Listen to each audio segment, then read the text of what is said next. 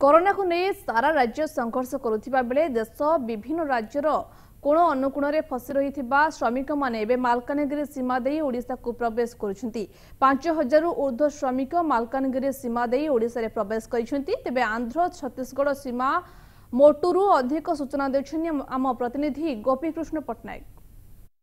Lockdown को आज 7 दिन बीती बेले मालकानगिरी सीमांतवर्ती जो मोटू रही आज भी सप्तम दिन में आज लोकंर सुओ छुटुची आप देखिपे तमिलनाडु केरला प्रभृति अंचल दैनिक हजार हजार श्रमिक वर्तमान फेरी मालकानगिरी जिलार जो सीमांतवर्ती अंचल दे फेरी आप देखिपे से बर्तमान रखा एक केन्द्र में रखा सामाजिक दूरत्व रखा एक स्वतंत्र संगरोध केन्द्र करा समस्त किभली भाव रखा आप देखिपे निजर परिवार पिला छुआ धरी पहुंची वर्तमान समस्ते पहुंची हुदुहुदु खरा रही। तेज गोटे कथा आप देखिपे प्राय दैनिक 50 रु ऊर्ध्व बस गुड़िक निमंते रखा निज निज जिला पठा जाउची।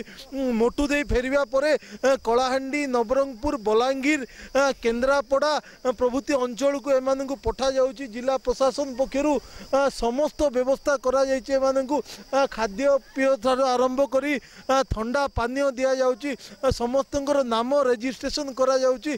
निश्चित भाव में कहि परिबा आमे वर्तमान अछु एटा होची सेही अंचल मोटू वर्तमान जो रही मोटू निकट देखुए किभली भाव में जिला प्रशासन यहाँ रही जो ब्रिज रही जो किछि दिन पूर्वर ये ब्रिज टी उद्घाटन होता बर्तमान कालेरू नदी उपरे जो ब्रिज रही ब्रिज रे बर्तमान उभय राज्य आंध्र एवं जो मालकानगिरी पुलिस पक्षर बैरिकेडिंग करा जायछि एवं समस्त जो माने आसुचंती प्रवासी ओडिया समस्त तथ्य संग्रह करा जाउछि एवं तथ्य संग्रह करिबा परे सेमानकु निज निज जिला को पठेबा पई व्यवस्था करा जिला प्रशासन डेरा पकाइछि।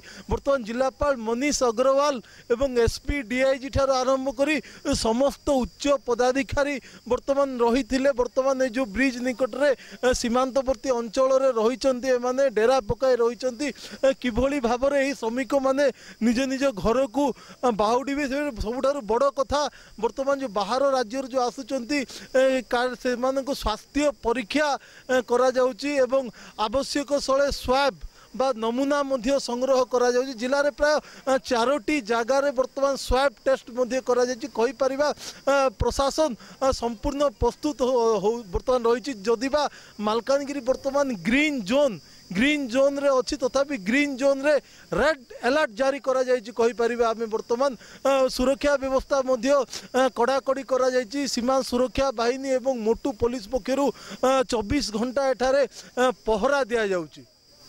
मालकानगिरी रो मोटू सीमारू गोपीकृष्ण पटनायक MBC न्यूज।